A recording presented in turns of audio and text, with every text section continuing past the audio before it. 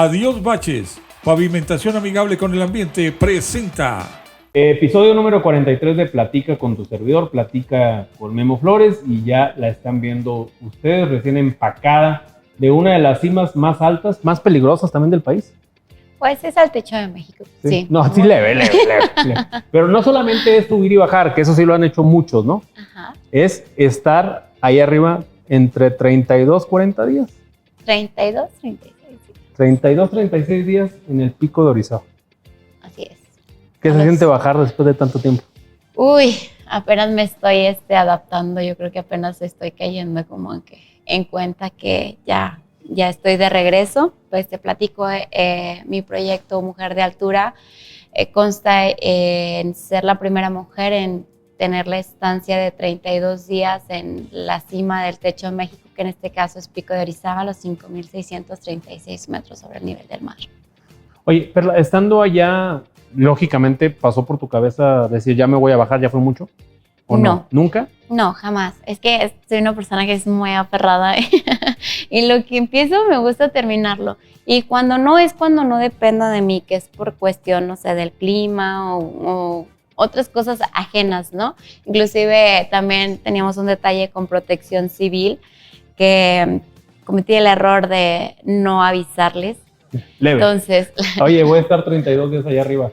Pero yo no sabía, o sea, sí pregunté, oye, tengo que sacar un permiso, pero nadie me dijo nada y yo cometí el error. Oye, no es como que suban a bajarte, ¿no? Sí, quería subir o bajarme. ¿Sí?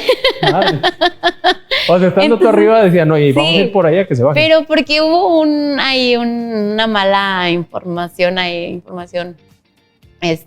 que se desvió, que yo subo un video, pero yo haciéndoles la invitación, porque para esto, o sea, yo armé toda una logística, ¿no? O sea, yo me preparé con psicólogo, con doctor, con nutriólogo. Tenía un equipo de respaldo que es Paralelo 19, es una empresa de un amigo de ecoturismo que está en Ciudad de México.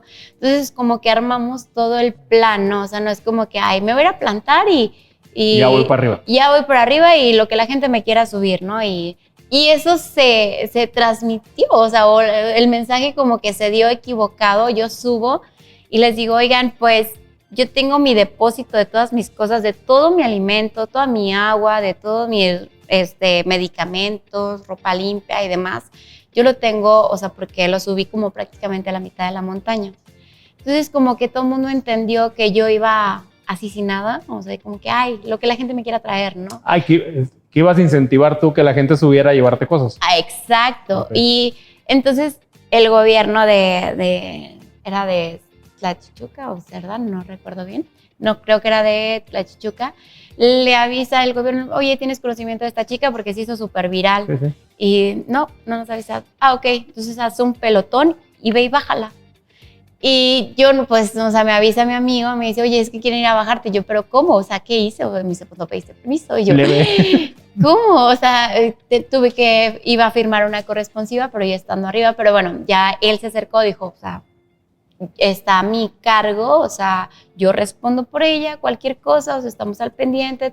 Ella tiene un plan de contingencia, o sea, hay muchas personas involucradas, o sea, no es como que nada más ella vaya y suba, ¿no? Es como que Protección Civil, ok, bueno, pues nada más que se registre y todo, ya cuando descienda tiene que venir a registrarse, ¿no? O sea, tiene que venir a checar como que está bien, y digo, así lo hice, y claro, yo con toda la pena del mundo de discúlpeme, yo no sabía que todos los alpinistas debemos seguir ese protocolo, ¿sabes? O sea, y yo nunca lo había hecho, o sea, no sabía que para ir a Pico de Orizaba tengo que pasar a Protección Civil, avisar que voy a hacer el ascenso, y eso nadie lo hacemos, ¿no? Falta información, ¿no? Exacto. O sea, sí recomiendas mucho el acercarse a los deportes, al alpinismo, al gimnasio, a cualquier deporte para salir de cualquier depresión o problemas. Sí. Claro.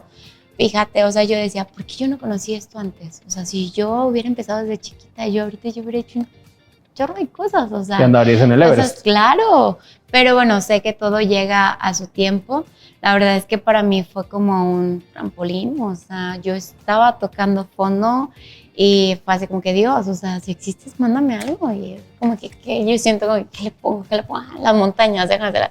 Y, o sea, empecé a destacar, creo que soy muy buena haciendo montaña, soy una persona que soy muy valiente y como que eso se admiran las personas de eso, ¿no? Inclusive amigos, o sea, porque soy una persona, te juro, de mucha decisión. O sea, yo estuve 8 meses viviendo en Ecuador y yo dije, me voy, ¿a qué te vas a usar montaña? ¿A qué? Pues voy a entrenar para mi primer 8,000. Ahí nos vemos familia, ahí nos vemos amigos, ahí nos vemos todos, ¿no? Yo voy a perseguir mi sueño. 8 meses te fuiste. Sí, iba a estar más, pero me enfermé de hipoxia. Okay. Me enfermo de hipoxia y me dice el deportólogo, ¿sabes qué tienes que...? Hipoxia es el problema del oxígeno en los pulmones, ¿no? Ajá. Sí. Me dice, tienes que regresarte porque yo vivía a los 3,700. La ciudad de allá está a 3,700. Me dices, tienes que descender. Y yo en ese año quería hacer el Aconcagua y me dice, no, te vas a morir. Esta enfermedad es muy mala y es silenciosa, o sea, porque me ponían el oxígeno, me ponían la cámara, y me ponían a caminar y yo empezaba a oxigenar súper bajo. Llegué a oxigenar a 44. Entonces me decía, y está súper normal, pero eso no es normal y te estoy dejando la cámara porque tú eres un atleta de alto rendimiento. A alguien que baja de 80 ya se lo quitamos porque ya necesita oxígeno, o sea, se puede morir. Sí, lo mismo te puede pasar a ti. Estás oxigenando a esto a 5,000 cuando deberías de oxigenar quizá a los 7. Me dice, y pues puedes colapsar y te puedes morir. Lo que nosotros te recomendamos es que cambies de residencia, que pierdas altura al menos los primeros 5 meses, no subir 5,000 y dejar que tu cuerpo se regenere. Tuviste que bajar. Sí. Imagínate, me regresan a Saltillo y ya que traía un súper nivel, fue así como que... Y sobre todo porque acá pues no tenemos volcanes. Los volcanes están al sur de la ciudad, ¿no? Entonces fue así como que algo muy duro también para mí porque ese año pues tuve que calmarme un poco, pero pues era por salud. Oye, entrevisté la semana pasada a José Crespo, físico, él es español, de La Mancha, sí, también un tiktoker muy, muy famoso, y él decía que Dios no existe, y te hace tu argumentación para demostrar lo que él piensa, y dice, después de la muerte no hay nada, simplemente se apaga el sistema y te acabaste tú. Ajá. A ti Dios llegó a cambiarte la vida. Completamente. Dios existe. Claro, imagínate, me cayeron 2 rayos en la carpa y no me pasó nada. ¿Tú crees que Dios no existe? A ver, por favor, que me explique esto. Sí, o sea, y lo sentí en todo momento. O sea, estaba sola en un volcán en el que podían pasar un montón de cosas, desde todo el mundo me decía, oye ovnis, oye fantasmas, oye energía. Se muerto infinidad de gente. Cerca del cráter hay pedazos de avionetas de un accidente que hubo hace años, de un piloto que fue y se estrelló hace como 3, 4 años. Unos amigos fueron para allá y se murió un chico que andaba con ellos. O sea, energía de ese tipo hay bastante. Alpinistas que subían me decían, oye, me están susurrando al oído. Oye, me están hablando. Oye, estoy escuchando esto. Yo no escuchaba absolutamente nada, ni un paso. O sea, era increíble porque a veces había mucho viento y pues no podía escuchar muchas cosas, pero había veces que la carpa no se movía absolutamente nada. Y era como estar en mi cuarto, o sea, aislada, sin ningún ruido más que el ruido del volcán. Y eso yo lo sentía siempre con que Dios estaba conmigo. O sea, me sentí muy aterrada la vez que estaba la estática dentro de la carpa. Empecé a temblar y yo, Dios, no me dejes. Y mi mamá es cristiana, me regaló la Biblia. Te juro, me la pasaba leyendo y estaba leyendo y lloraba y era un sentimiento y era una conexión con Dios y era una conexión con la montaña. Y yo dije, wow, o sea, ya sé por qué estoy aquí, porque Él me llamó para que yo viniera aquí a probarlo, para que yo viniera no solo a probarlo a Él, a la montaña, o sea, en un lugar que yo amo, o sea, como que sentí que simplemente supo cómo llegarme, ¿sabes? A una persona que se quiere iniciar en este deporte, ¿qué le recomendarías? De la gente aquí de Coahuila, de Saltillo. Okay, o de otras partes, a lo mejor, no sé. Sí, fíjate, cuando te platico, cuando yo empecé a hacer montaña, fue por una película del Everest y fue que yo volteé y les dije, yo quiero hacer eso. Y mis papás, ay, sí, ¿aquí dónde? No, bueno. Y yo, ¿dónde? Volteé, no, más chiquito, volteé a ver el Cerro del Pueblo. Okay. 15 minutos te tardas en subir, vomité arriba. O sea, me sentía súper mal. Y era de que, ¿En el Cerro del Pueblo? Sí, o sea, y era la primera vez que yo subía a una montaña y cuando vi la vista. ¿Qué día era? ¿No te acuerdas? ¿Era sábado, domingo? ¿No te acuerdas? Sí, era sábado, era un sábado. ¿No venías de la fiesta o algo? No. No, es que para entender la... No, pero fue así como que, o sea, sentí el cambio, el esfuerzo físico fuiste que a sacar el estaba. chamuco, Ah, ¿verdad? exacto. Pero fíjate, o sea, yo empecé de hacer 0, o sea, corría, yo creo que 5 kilómetros, trataba de hacerlo diario, pero a veces 1 o 2. O sea, no era una persona activamente física, pero fui constante, y poco a poquito, y mi rendimiento se fue como la espuma, te juro. O sea, ahorita te puedo decir que tengo mucha condición, que domino la altura, que domino bastantes terrenos en cuanto a montaña, porque es escalada, chorreaderos, escalada en hielo, simplemente hiking, o que domines la altura, ¿no? O sea, hay montañas que son técnicas y que no son tan altas, pero todo está en la disciplina y en la constancia. Entonces, si alguien se quiere preparar, yo siempre les recomiendo, o sea, y yo siempre les digo, el entrenamiento está en la montaña, porque aquí hay un montón de montañas que podemos hacer. Entonces, prácticamente, mi entrenamiento para los volcanes es la viga. Oye, ¿te ves subiendo el Everest? Claro, ¿Sí? Claro. Sí, completamente. Mi sueño es hacer los 14 8000 sin oxígeno, pero mi sueño así, mi top y mi montaña top es el K2, no es el Everest. El K2 es la segunda, es la más complicada, ¿no? Ajá, es la segunda montaña más grande del mundo después del Everest, pero le llaman la montaña de la muerte. Entonces es más complicada que el Everest. El Everest es un poquito ya más, pues está un poquito más transitado, es más, ¿cómo le podríamos llamar? Más ¿Comercialón? Sí, más comercial. Ahí vámonos con otra pregunta de mi coconductora. Ahí te va. Alexa, pregunta algo a Perla. Aquí. Se tarda.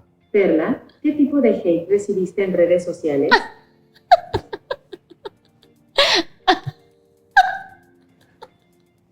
Uy, no, si yo te contara. Se tarda, Sí, pero maciza. Va con todo. Ay, espérate, que tiene 2 más. Pues fíjate que eso fue lo más complicado.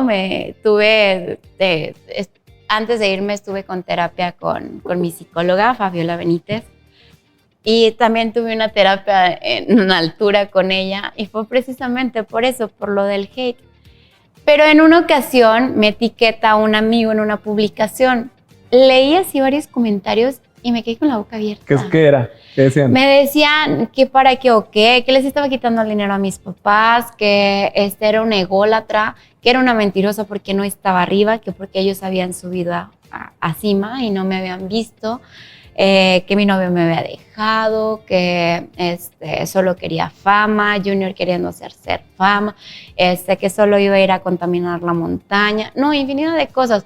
Y luego chicas se metían a mi perfil a burlarse. Entonces mi reto se llama Mujer de Altura, ¿sabes? O sea, no sabes la decepción que yo sentí. Es por nosotros, mujeres. De que yo estoy haciendo algo para demostrar que las mujeres también podemos, y el sentirme atacada por mujeres fue algo increíble y me agüité bastante. Fue así como que, ¿pero por qué? O sea, ¿pero por qué me juzgan? O sea, ¿por qué inventan cosas de mí sin conocerme? ¿Por qué? Porque no estaba acostumbrada a ser el centro de atención o la sensación o la tendencia, ¿no? O sea, jamás me pasó por la mente que se llegara a ser así de viral y que se llegara a descontrolar. Platiqué con ella, me decía, mira, pues, o sea, siento que dentro de tu proyecto ese es el reto al que más te vas a enfrentar. Me dice, creo que sí es importante que les hagas saber a las personas que eres un ser humano y que también te duele lo que la gente te dice, ¿no? Pero me dice, no quiero que lo normalices, quiero que lo entiendas, quiero que sepas que las personas que te están lastimando, que te están violentando, también fueron violentadas. Y no quiero que las justifiques, solo quiero que trates de entender y que no te quedes con eso, que lo sueltes, o sea, déjalo ir. Entonces, ese día hice un ejercicio que fue a subir al volcán y abrí los brazos, grité que yo era lo mejor para mí. Me sentí súper bien. ¿Y qué sentimiento me había producido eso? Empecé a llorar. Entonces, yo dije, reto, o sea, meramente lo hago por mí, por demostrar mis límites, por ir a conocer una perla que quizá todos estos años no he ido que no he conocido, que no me he encontrado completamente, sobre todo porque yo siento como que yo siempre estuve muy acomplejada, ¿sabes? Y aunque la gente me decía, oye, eres grandiosa, oye, estás haciendo cosas bien locas, oye, esto, yo le decía, no, pero, normal. o sea, no es para tanto, o sea, no. Y aunque la gente me dijera, no, oye, es que yo, o sea, y no lo sentía, ¿no? Es una de las cosas que fui a hacer allá, pues como valorarme, fue como respetarme. Tuve 3 días difíciles dentro del reto, que sentí que me moría. O sea, literal sentí que ya no iba a pasar un día más, o sea, que primero fue la tormenta eléctrica. ¿Principio? No, o sea, fue en de mi día 20 a mi día 23. O sea, los ¿Y fueron primeros 3 días de que sentiste bye? Sí, o sea, María de Los prácticamente. Ángeles, papá, sí, los quiero un chingo ya. O sea, esos 3 días. ¿Por? Porque empezó, la tormenta eléctrica siempre era a partir de los 4,600. Entonces yo estaba en la cima y yo veía cómo se hacía la cama de nubes abajo, yo veía cómo estaba todo negro y yo veía que tronaba ¿Abajo? lejos, abajo de mí. Ese día estuvo arriba de mí, o sea, lo tenía aquí, lo escuchaba. Entonces, primero empezó la ráfaga de viento un día antes, entonces el techo estuve 50. O sea, yo estaba acostada y el techo de la carpa la tenía aquí. O sea, y yo empujaba con mis manos las varillas. No, o sea, era una cosa impresionante. Me torció una varilla. Entonces, cuando empieza la tormenta eléctrica, entonces estaba yo normal y de repente empiezo a ver que toda la varilla empieza a prender, así como toda la estática. No, empecé a temblar, me aislé y dije, Dios, cuídame. O sea, empecé a rezar, o sea, y ahí fue cuando dije, ¿qué estoy haciendo aquí? Y si Pero fueron 3 días. Sí, fueron 3 días, pero ese fue como que el día que empezó todo, ¿no? Entonces yo dije, ¿y si este reto me está quedando grande? Y pues sí, yo ya sabía que venía esto, pero no lo medí, o sea, hasta que lo estoy viviendo, pero siempre mantuve la calma, no sé por qué la montaña me ha dado eso, ser serena, porque gente me dice, no gritaste, no. Yo lloraba, sí lloraba, me daba mucho sentimiento, nostalgia estar en ese lugar que era tan mágico. A veces también cuando extrañaba a mis seres queridos, pero nunca al punto de decir, ya no quiero estar aquí, ya estoy fastidiada de todo, gritando, estar estresada y demás, no. Entonces fue cuando empezó a tronar así por todos lados, de repente se calmó. Creo que fue una media hora nada más lo de la tormenta. Entonces Sí, dije, pero para ti debe haber tranquilo. sido... No, dije, tranquilo. No, empezó de nuevo la tormenta y les platico, o sea, estaba la carpa y el zipper, el viento lo cerraba, lo abría, perdón, o sea, lo bajaba. Yo lo subía y luego lo bajaba, y luego lo subía y lo Era bajaba. para que no te sintieras sola. Haz de cuenta. Y yo me sentía como que ya tenía mucho sueño, o sea, me había tomado una melatonina para descansar y era así como que, ay, tengo mucho sueño, o sea, y era, no te duermas porque tienes que estar checando esto, y luego volteaba, o sea, porque estaba mi sleeping, hasta le puse un saco de emergencia para no mojarlo, y tenía un montón de nieve alrededor de toda la carpa, o sea, dentro de la carpa era como estar afuera, ¿no? Dije, no, ya no puedo. Agarré como un cordino chiquito y le hice un nudo, lo cerré, dije, ahí nos vemos, y me tapé. ¿Qué pasa? En la mañana me despierta que el viento, la parte de la carpa, la rompió y estaba volando. Entonces me empezó a despertar el ruido y del otro lado estaba toda la carpa rasgada, o sea, no sé, mi carpa era para 3 personas, o sea, había espacio para una persona, porque la nieve, o sea, me empezó como a empujar, y cuando volteé ya tenía más de la mitad de la entrada tapada con nieve. Es que mi pregunta es cómo, si ya estuviste un momento de decir, ya me cargó el payaso, ¿cómo sigues ahí? Pues porque el clima se calmó. El clima se calmó, o sea, como que, te digo, ahí el viento ya, cuando yo vuelvo a regresar a la carpa, Y ya está leve. Estaba más tranquilo, sí había mucha carga de nieve, pero ya me permitía poder arreglar la carpa, o sea, poder extenderla, poder encintarla. Tuve que cambiarla, obviamente, pues, mi carpa era como que estaba extendida, lo que estaba extendido lo tuve que pegar hacia las puertas. Entonces, ya ahí como que dije, pues, tranquilo, ¿no? Pero 2 días antes me cayeron 2 rayos en la carpa, que ahí fue una sensación que nunca en mi vida había sentido. O sea, porque sentía como cuando mueves una lámina y sale, o sea, yo escuchaba de dónde partía el rayo y hasta dónde iba a llegar. Y en ese entonces empezaba a llover, entonces yo era muy precavida de guardar todos los metales. Mi equipo técnico, que eran crampones, piolet, arnés o todos los fierros, los guardaba, los aislaba y los ponía más arriba de donde estaba la carpa.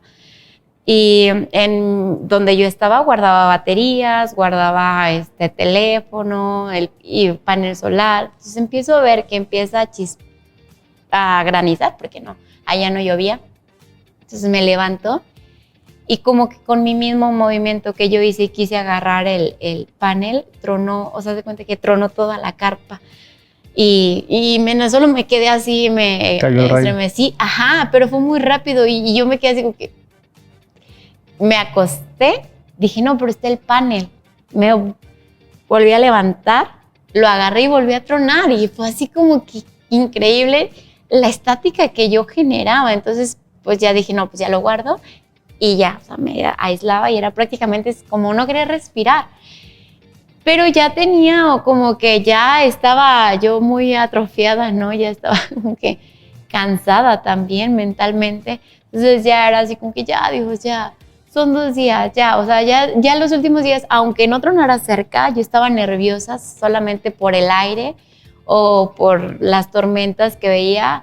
Un día antes veía muchas tormentas eléctricas lejos, ni siquiera se escuchaban los truenos, pero yo ya estaba asustada, o sea, ya la tormenta ya me había hecho pasar por un muy mal rato, el viento igual que los demás días, o sea, ya los pasaba con temor.